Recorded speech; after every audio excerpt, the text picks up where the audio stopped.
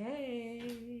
Good morning. Good morning, everybody. Must be Monday. It must be Monday morning. Because it's Merle and it's Patty. And it's Monday morning with Merle and Patty. As we discuss all things relationship.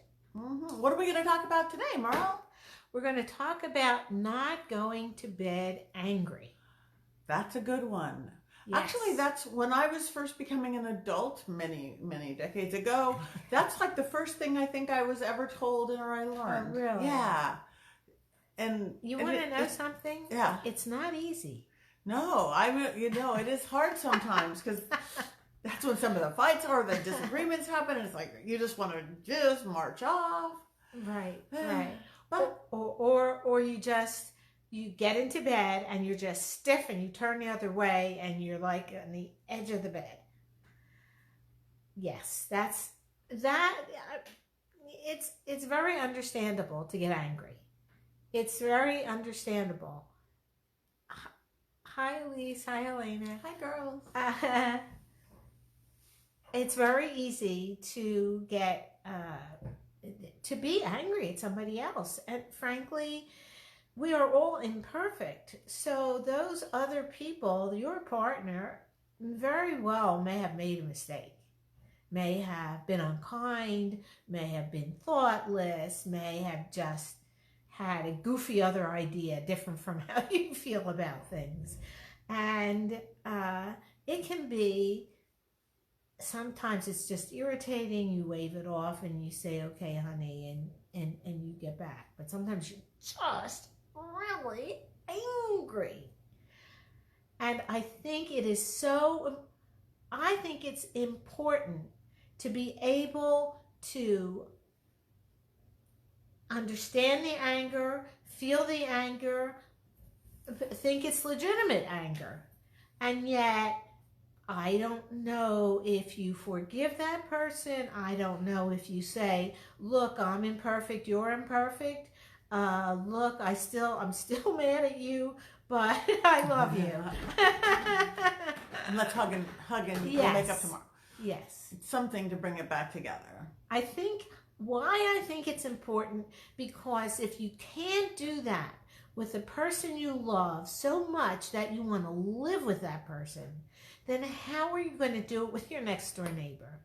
And if you can't do it with your next door neighbor, how are you going to do it with the person in the street, the next street, the next street, the next state, the next country? We really have to learn how to disagree with people, how to be angry at people, and still care about them, still sometimes forgive them, sometimes just agree to disagree. I mean, there are more than one people, therefore there are more than one opinion about how things should move forward. So right. I think, my thing is bringing peace to the world one relationship at a time. This is it. Yes. Start with the closest one, which is so often the hardest one for some reason, and the one we take the most shit out on, excuse my language. But, let's think twice. And again, if you're going to go lay down next to that person for, more than a couple hours, why do it in anger? Because the sleep time is really important for us. So even if it's, like she said, agree to disagree, or say, no, I hate your guts right now, but I love you, and give them a big hug, or right. just like, get in a pillow fight, turn it into something different. Right. That really, I just remember that so clearly. I'm like 18 years old. Maybe my mom even told me that. It was really good. It's like, don't get to bed angry. And so I've always kind of held that in my head too. Not that I haven't on occasion gone to bed a little angry, but I try not to. I try to be conscious. And so it's usually okay. I remember going to bed angry. Is that yours? Yeah. I remember going to bed angry and being stiff. You know how your body gets stiff and I kind of said to myself, never mind him. I don't like this. This doesn't feel good for me. I don't want to spend my night sleeping like this. And I just had to find a way to forgive him, find a way to excuse it, I had to find something that said, Hi! Technical difficulties as we have every week.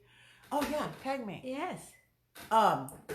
It's internal storage space is low and Facebook keeps stopping. So thank you for putting up with us. Forgive any interruptions. But mostly, I think we said the really important thing. We did. Is don't go to bed angry. Find a way not to be angry. It's